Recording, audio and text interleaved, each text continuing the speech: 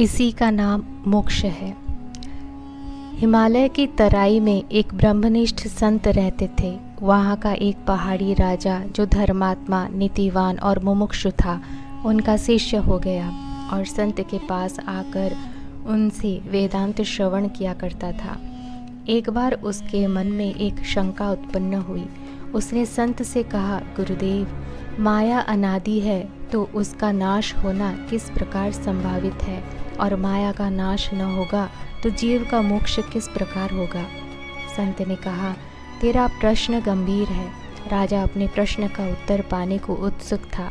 वहाँ के पहाड़ में एक बहुत पुरानी कुदरती बड़ी गुफा थी। उसके समीप एक मंदिर था।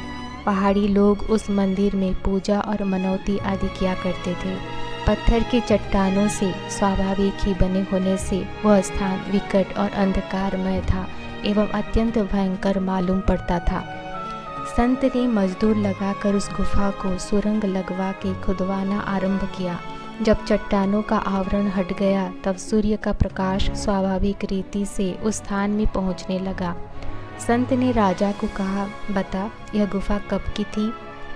राजा, गुरुदेव, बहुत प्राचीन थी। लोग इसको अनादि गुफा कहा करते थे। तू इसको अनादि मानता था या नहीं? हाँ, अनादि थी।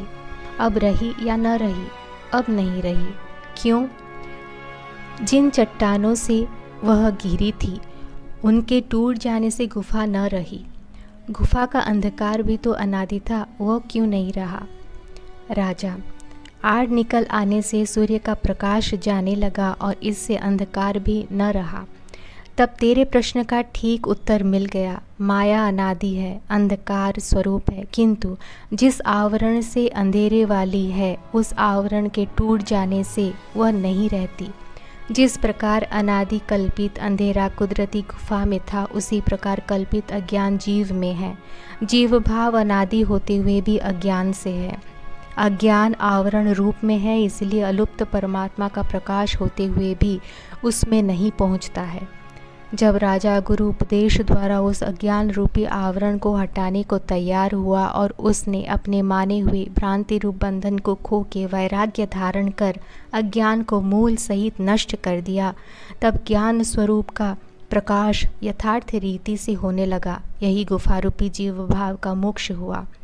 माया अनादि होने पर भी कल्पित है, इसलिए कल्पित भ्रांति का बाद मिथ्यापन का निश्चय होने से अज्ञान नहीं रह सकता, और जब अज्ञान नहीं रहता तब अनादि अज्ञान में फंसे हुए जीव भाव का मोक्ष हो जाता है।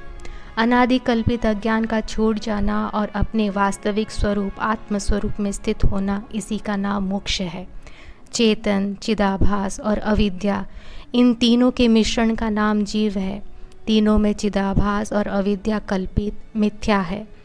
इन दोनों चिदाभास और अविद्या का बाध होकर मुख्य अद्वितीय निर्विशेष शुद्ध चेतन मात्र रहना मोक्ष है।